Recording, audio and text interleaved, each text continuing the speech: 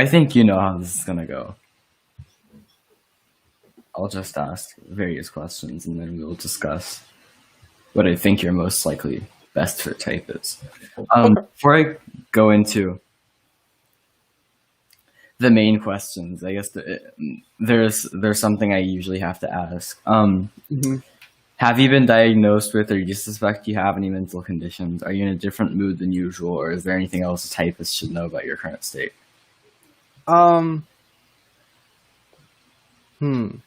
Well, I've been diagnosed with stuff like the past, like 2 years ago. It's not really. It was not. It's not really thing. Was it? It wasn't any permanent illness, and I think I'm pretty fine. My mental state right now. So. Okay. Um, what do you look for in friendships? What do you typically talk about or do with your friends? Hmm. So I usually like to talk about. Uh, I guess I'll go on what I do with friendships first. Basically, um, what I look for in friendships is I care a lot about being able to be open minded. Is probably the first thing. I think it's important to consider different points of view and perspectives in order to like get collapse to like a sense of like what we actually know about the world. It's like a sense of truth, I suppose. And also, I value friends that are what's the, I guess like everyone values this to a degree, but I value friends that are like to an extent lively. I'm not quite. I don't usually describe myself as a lively person, but it's nice to have that because I'm not someone that naturally talk much or create space for myself. So I appreciate someone doing that. Um, what else? Um, this is a more of a recent development for me, but I care about my friends uh, working towards being willing, at least, to work towards self improvement.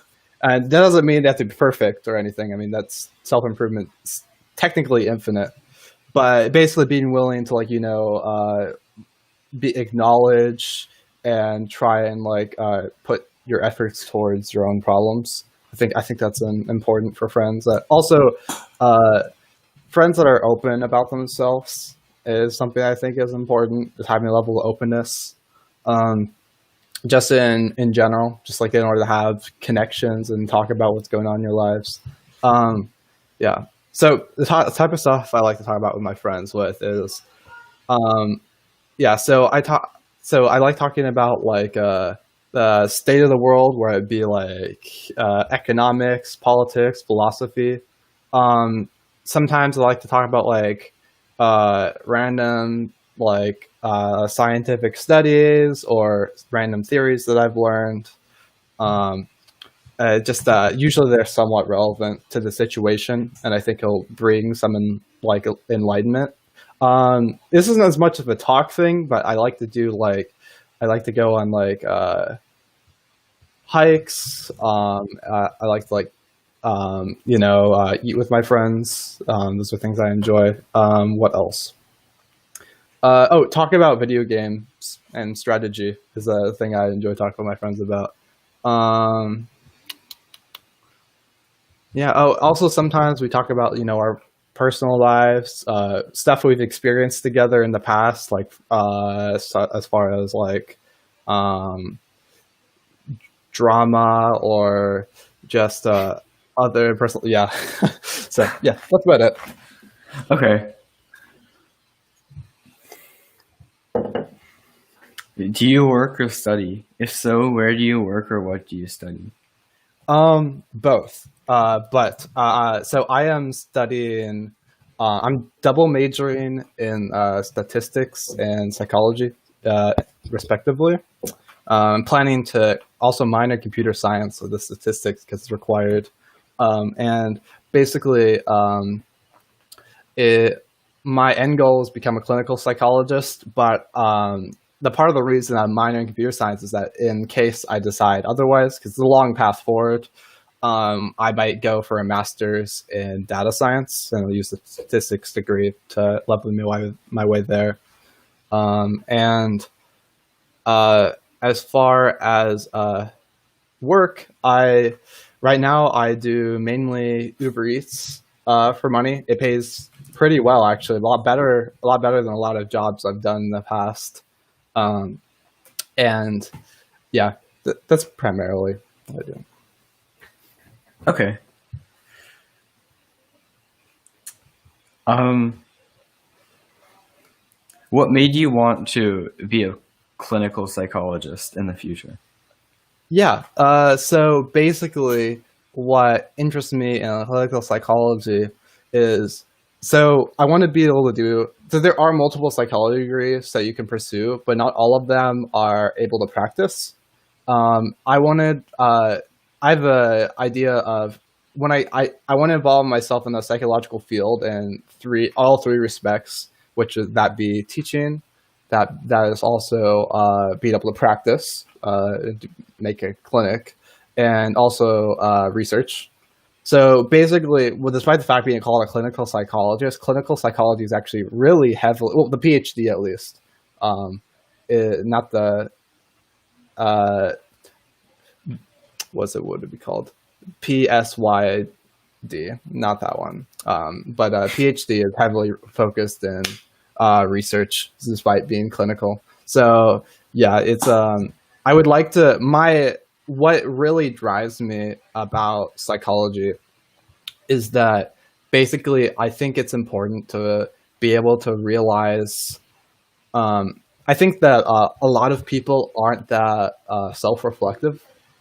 They are trying to pay attention to like what hinders them in life, like psychologically. And I think that being able to give people tools, such as like in some type of level instruction manual or something like that, to be able to grow that is important for like growing society as a whole. So that's kind of like my contribution, as well as like it just pains me to see people that aren't rising to their potential. And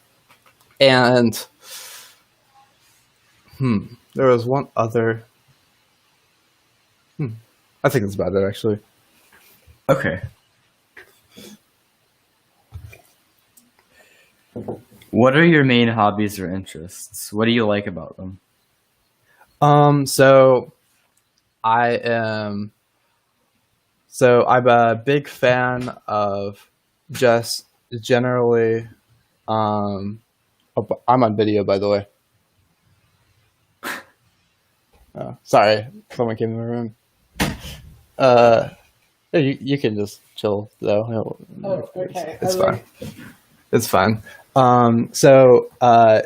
Yeah. So basically, one of my primary interests is just like delving myself into. I really like Jungian psychology and Enneagram. Yeah, it's something that I just enjoy learning about and hearing different perspectives on. It I think it had one of the reasons I like it is that I think it's just like very mentally explorative. A lot of theories don't aim to necessarily be scientifically empirical. Not all of them though, and I actually admire those that do try. But basically, sorry, sound in the background. Yeah, it's fine. So lost my train of thought. Yeah, I really like the wide scope of application, how it gives like insights or theoretical insights anyway. I don't like to describe theories as certain, generally speaking, because I kind of learned like once you start describing theories as certain, you're closing your perspective to other interpretations or ways to see things. And even though you don't necessarily know your interpretation is right, you're using confirmation bias because these are all like very abstract metaphysical theories to see data that aligns with what you're seeing. That's not true for everything, but it's something that I see very often in the theories that stem from Jung in particular. Um, yeah. Yeah, it's I enjoy being able to like categorize people and try to understand them through that lens. And it's something that even though I don't like how some people, I really don't like how some people practice it. Like I think it can be toxic because I've seen like a lot of theories become like quasi-deterministic. And I think that there's something really wrong with about that because that's just that line of thinking gives you one excuse, a constant excuse for your actions without trying to take responsibility or work on them. Two, it encourages subconscious us to stay static subconsciously, and I think that's very harmful. Um, yeah. No offense to I know it was a Ibrahim Tensor has an article on Model A about how types are not boxes, and he's right. In socionics Model A, that's true. But the thing is that I still see it as quasi-deterministic because there are explicit boundaries that are strengths that are relatively static, and there's not really much talk about how to grow from that. And if you could, you should be able, I feel like there should be more people talking about it. Why is there no one talking about it? It's very strange phenomenon to me. So yeah. And an Enneagram I really like for a similar reason. Enneagram's not a very static system because the entire point of the system is to grow from your wounds and not be incorporated with your Enneagram in the first place. So I kind of like that because basically the point of Enneagram is for Enneagram to be no longer valid for you. So I like that a lot. So yeah. Some other hobbies. As I said, a lot of the stuff I do with my friends are also my hobbies. Like I really enjoy hiking. Really enjoy video games, strategy. Particularly games that allow me to be strategic because I like maximizing quite a bit or minimizing. It just making economic powerhouse. And then also I enjoy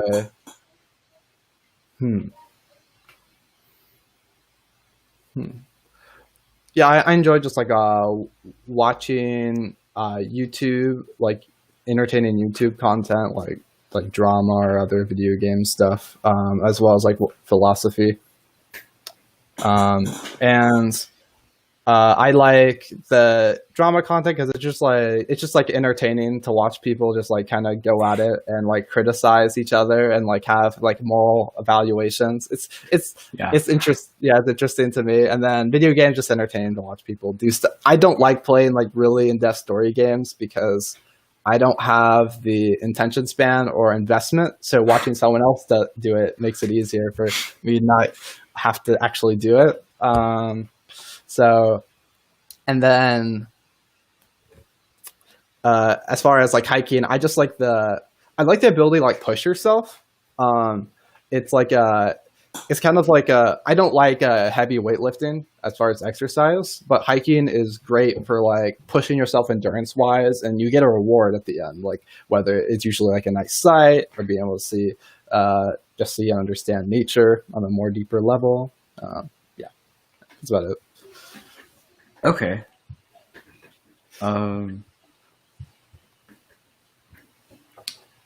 Do you have any significant other? As far I'm gonna guess that you do. From the So I'll just skip that part. If so, compare yourself with them. How are you different? Oh, well, I'm by the way, I'm about to describe how we're different. Wait, what? I'm about to describe how we're different, just so you know. Oh. Yeah, as I was asked. Oh. Just my significant other, not just like it's not like just because because I'm here, I'm a good target. Oh. Yeah, it's not because of like the video, I don't think. But it's not because of the video. Yeah, that's what I was trying to say. Person behind you. Yeah. But well, never mind.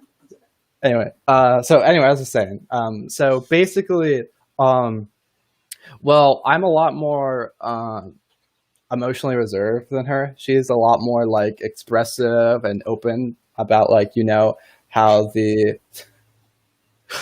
I saw that is about just like the what's the word? You know, just like appreciating everything around her. She's very appreciative and generally happy, and it's quite different than me from me. Like, it's not that I am not like a happy person or not a sad person, but I'm just kind of more neutral most of the time. Also, I'm a lot more structured in how I think. You know, I like think like, oh, if these two things are true, this is true, or these things are connected.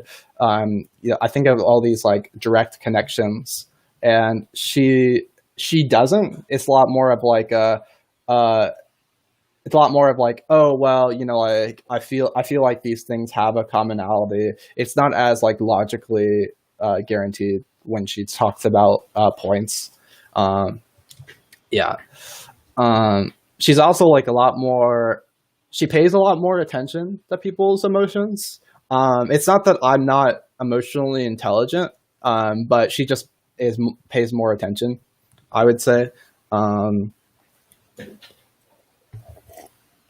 yeah, I'm usually like it's I'm a you know, I'm gonna take you as your argument first, and like, you know, everything else with that I kind of like typically am not paying as much of attention to.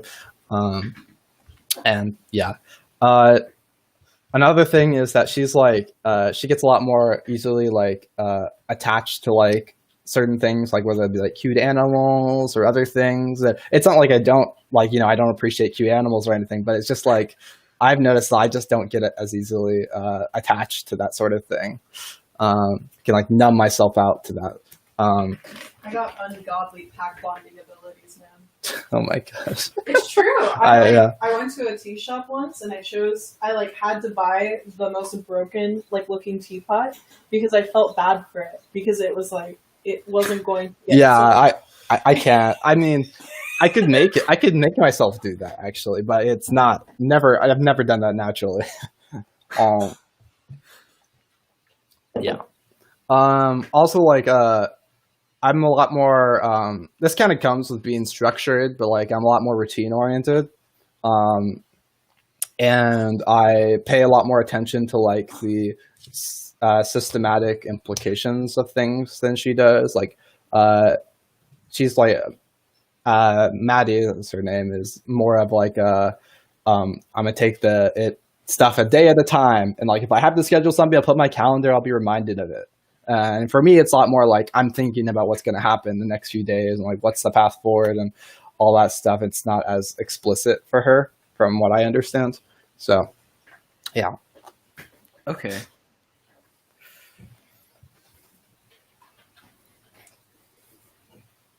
How easy is it for you to feel relaxed? What do you do to relax?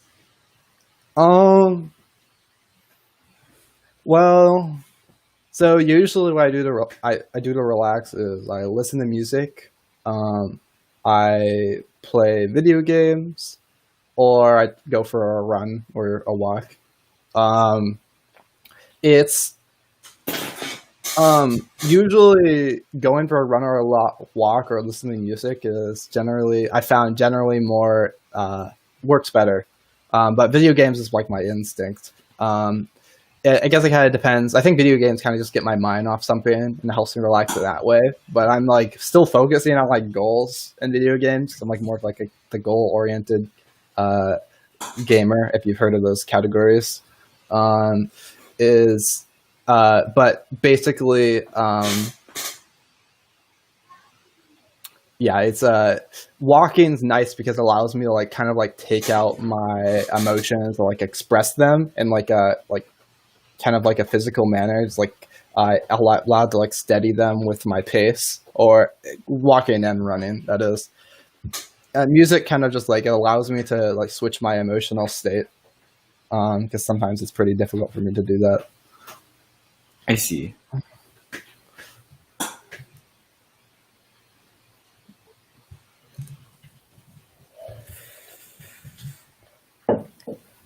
What do you think that you're best at? When you receive compliments or praise, what do they tend to be about?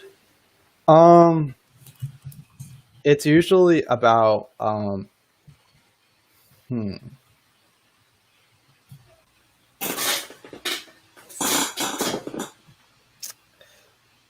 I'm trying to get some level of consistency.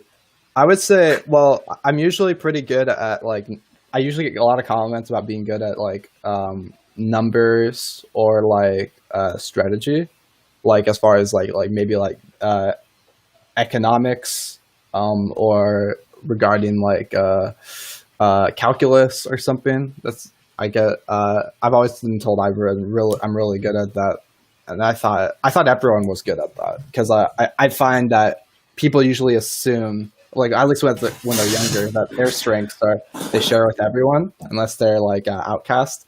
So I thought everyone else had similar strengths, and I found out that it's not. I'm a lot more naturally attuned to that sort of thing. Or I taught myself programming when I was 12. I thought that was like it was very easy for me to understand, and that's not the case experience for a lot of people. Like, because I tried to teach other people, I was like, oh well, like people are like, oh, I really want to program. I'm like, oh, as like a 14-year-old, and I'm like, oh well, I relate to that a lot. Yeah, I'm like, oh, I could just teach you, and then they're like, they don't. It's like I have to be. I find that I have to really slow myself down. I'm like, oh crap, well maybe not. Maybe it's not as easy as I thought it was. Yeah. And I wasn't condescending or anything. It was just I was just genuinely surprised. I was like, huh. Yeah. No, I know what you mean. Yeah. Yeah, I usually can make like connections to things pretty easily, like that other people might have not seen. Or I can come up with like the most random interpretations of things. Sometimes it's called creativity. Sometimes it's called overthinking. Depends how you portray it. It's a duality of man, I suppose. But yeah, yeah. So yeah, Okay. that's for the most part. No. I just noticed it's really obvious when I'm switching windows because the light like reflects on my face. Oh, I didn't even notice. But yeah, Like, because I see it like just for like a split second after I move back. Does your sense of morality ever deviate from what is normally accepted as moral? If so, how? It's a good question. Well, if it does, I'm not aware of it. I don't think so. I would say actually. I usually try to stick with. Okay, so I usually try to stick with what people generally see as moral because, like, I understand their reasoning behind it, and I kind of like have this thing where morals and ethics should have a explicit reason behind it, and that's how I try to understand it.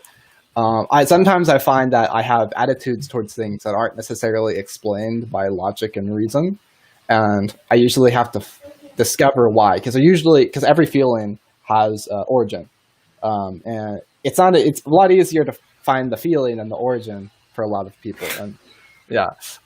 So that's like something I have to pay attention to. Yeah, there are. I think it depends. When I have ethical discussions with people, I'm usually very open-minded, and I don't like being forceful about my ethical views because I don't really, it's not, what's the word? A lot of things are situational, and usually no perspective is entirely false. I found. So there's a little bit of light to everything, and basically that's kind of how I like to see it when I have these discussions. But there are like a lot of logical inconsistencies that I noticed, and like so sometimes when I disagree with some level of ethical norm that a group has, usually because of that.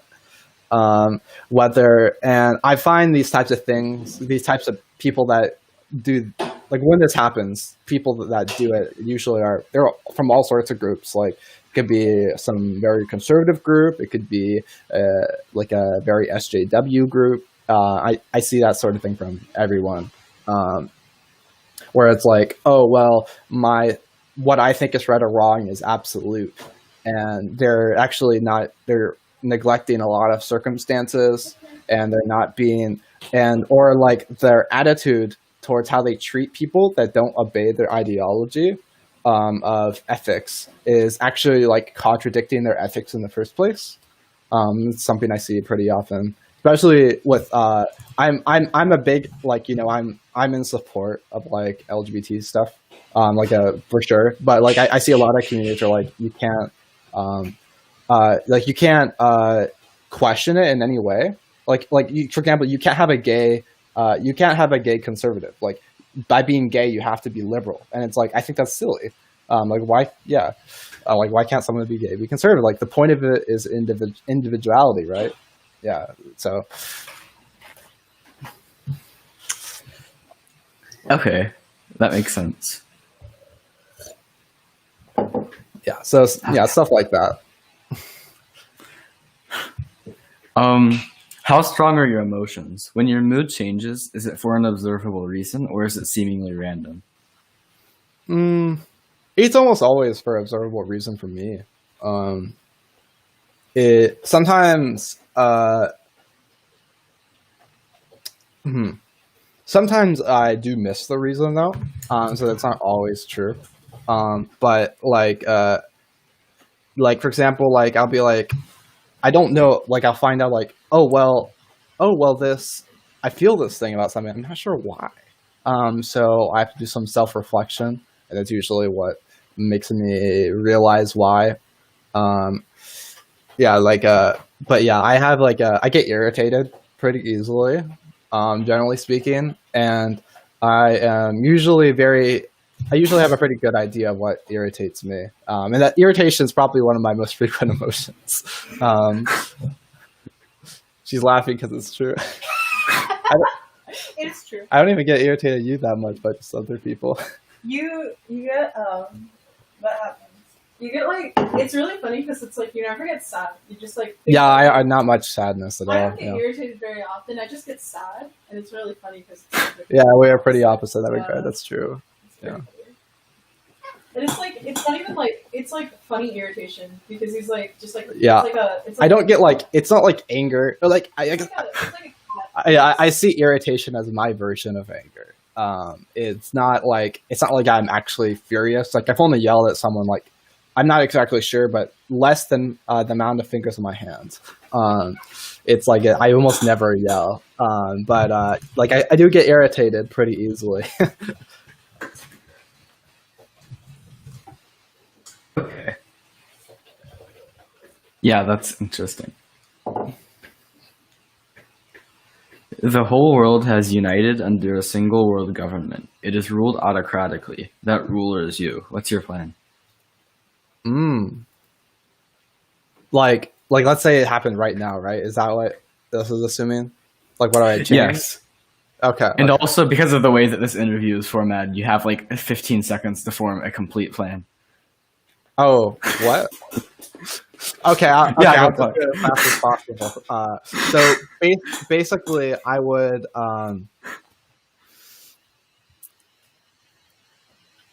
try and figure out. I would stabilize the more povertized regions of the world first off, because I think that poverty is a great source of suffering. And since I have the world's resources at my disposal, I can do that. So I would start creating structures to rebuild those societies, because just giving them resources isn't going to make them rebuild themselves. You need some level of infrastructure. Also, I would start getting. I would make sure that all governments under my autocracy, like let's assume because there have to be substates, there would probably have to be that they all have trade deals that don't have any tariffs, as well, so we can make trade more efficient and generally spread economy more. Also, I would add more human rights laws. So, because the thing is that with no tariff trade, China, Asia is basically overpowered because of their lack of human rights laws. So I would definitely reform that, and in order to balance it out, and try to. And I would also try and create re-education for opposing cultures to learn to understand each other more, because I think that if I don't, they're going to start killing each other. So it's because some cultures some cultures are worse than others, in my opinion, because they're just like less accepting and more toxic to like the people that practice it. So. I want to generally like make sure that people aren't toxic to each other and remove all senses of that in my society, my world government. I would also probably, because I'm sure if I was opposed just now, like immediately, and I had a big government following me, but I'm not sure if everyone would immediately want to go under my government. So I would make sure I have like a military presence everywhere. That might not be possible, but I'm just going to assume it's possible for the sake of the hypothetical. And also I would,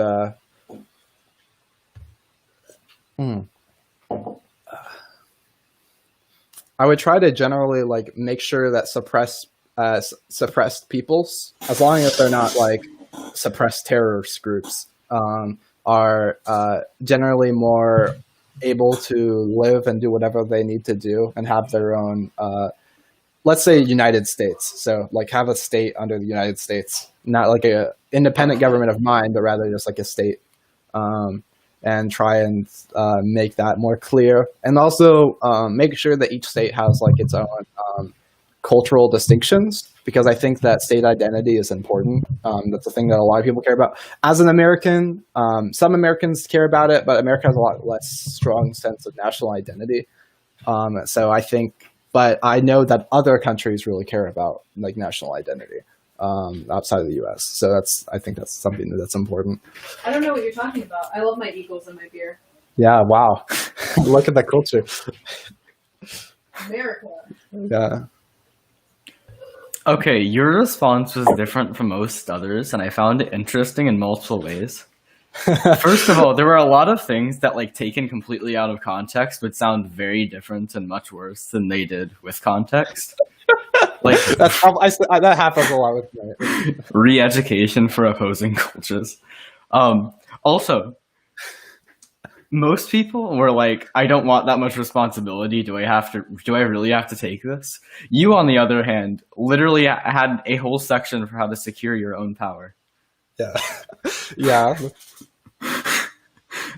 I just find the distinction there interesting. Yeah, I mean, I wouldn't necessarily want that much responsibility, but I could do it. I think I could do it. Okay. I think that sort of made my decision final. Okay. So, I'm guessing that a lot of what you mentioned, pertaining to routine, consistency, that logic, etc., that kind of thing. I'm assuming that Jack considered that to be evidence of the leading TI. Yes. Yeah. Yeah, he. So I saw that more as evidence against TIN, actually, because I think that it was evidence that you're a process type. Yeah, that's specifically. Fair. Yeah, specifically deterministic, or which are the types NET, TIS, SEF, and FIN. And I saw a lot of evidence for that in you.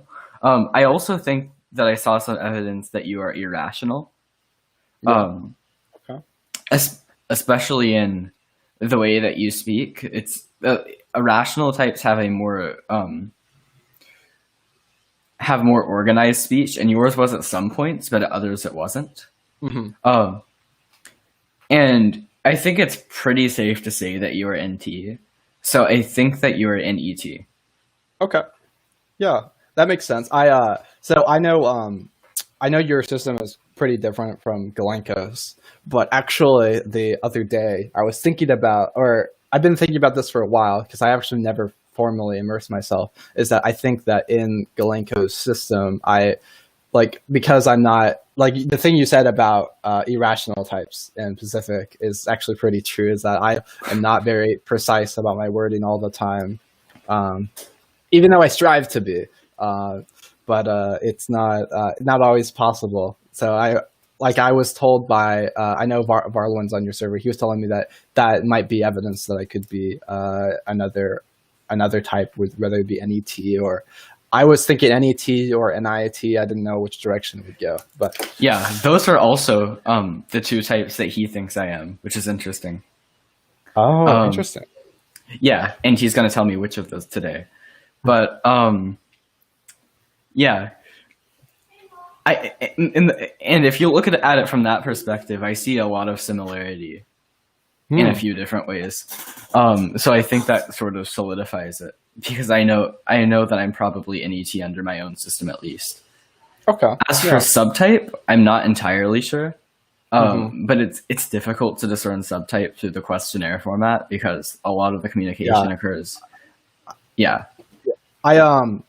My personal experience is like I've read Galenko's book, and so at that time, this was back in like September, October, I was kind of like in the phase where I didn't really like socionics much anymore because it just didn't evidence, like people were applying things I didn't think necessarily should be applied to type. And I read his book. It actually revitalized my interest in socionics. Ironically, I never followed his system besides DCNH. But and also I found that DCNH maybe is not as consistent as I thought it would be, but I do like it. At least that's the idea of like how types vary. So I thought first I was dominant, but I'm not sure. As time went on, I was like, am I normalizing? And like I feel like I go between the two. But it's the thing is that with LII, that the issue with that was that I thought that it was like way too structured for how I operate. Like, yes, I think structuredly, but that doesn't mean that I am structured and I feel like I could be a lot better and about my structure, if that makes any sense. Yeah. So. No, I relate to that a lot. Yeah, the thing about DCNH is I did like it a lot initially. And I think it's sort of, if you get down to the level of 16 subtypes under DCNH, I think it divides them well. But I think the way that it groups them together into 4 is a bit arbitrary. I would agree. And yeah. And that's the only reason I've been redesigning it. I would see you as more likely to be normalizing under DCNH, which maybe suggests that you are an introverted subtype if you didn't think that you could have been creative. Yeah, that makes sense. Yeah. Okay. Is there anything else you were wanting to know? Could I ask you about like your subtyping system in general, if that's cool? Yeah. Just like what's like a brief overview of each of the 4? Yeah, everyone has been asking me about that, and like I need like a page to link to, but yeah, I saw that on your server. I was like, I want to see that. So I can wait as well if you don't want to re-explain. But yeah. No, it's okay. It's fine. So it's the 4 main subtypes are split up based on what I'm referring to as the social styles. The leading subtype would correspond to the NET, FEN, SEF, and TES types, for example. And their role is to take a higher, more influential position in society to disseminate information in their respective club. With recombining, that's the other 4 extroverted types. And they also take a position where they're connected to a lot of different sources of information, but they tend to consume the different forms of information and sort of recombine them into new approaches, which is similar to the creative subtype in DCNH.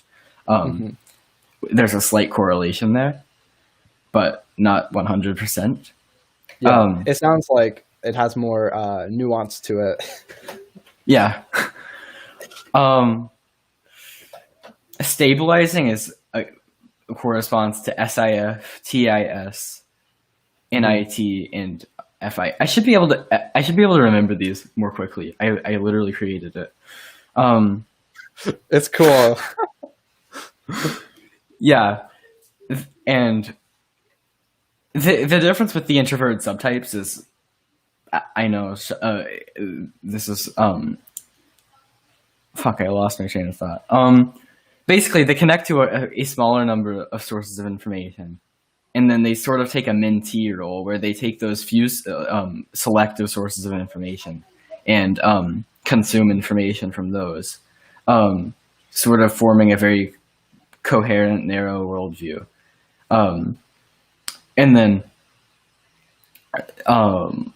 the filtering subtype is the other four types, and they're more like a mentor where they give information to a smaller number of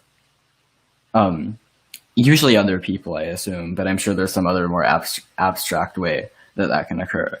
I know that's like very distant from reality, and it's hard to connect it to practical examples. And the reason for that is because the way it manifests heavily depends on like.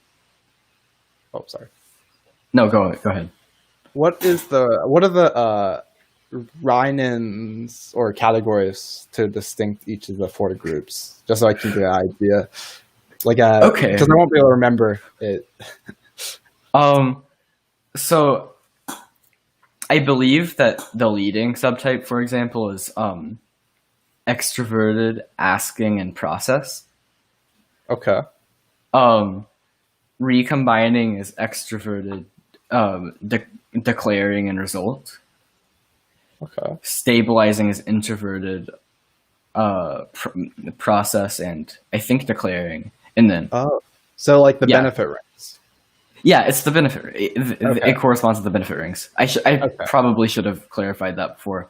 Yeah, that's good. Yeah. No worries. Not everyone knows about those, so it's like. Yeah, but I'm sure more do than however I explained it. I don't even remember at this point. But yeah. At some point in the future, I think at this point I'm going to make writing an article on it much higher priority, since that is the consistent question that everyone has asked. Yeah, I definitely think it seems like an important part. Yeah. That's probably the best overview I can give for now, just because my brain is not functioning. Okay, I'm satisfied enough. I'll fill in the details myself. Okay. Yeah, I do that a lot. Yeah. Just tell me if you can always ask if you have more questions in the future. And I'll do my best to answer. Yeah, that's about it. Yeah, I very much appreciate you typing in and taking your time to do so. Yeah, of course. Yeah. All right. Well, all right. I guess. Yeah. Okay. Is that it? All right. I think so. Okay. Cool. All right. Well. All right. Bye, chat.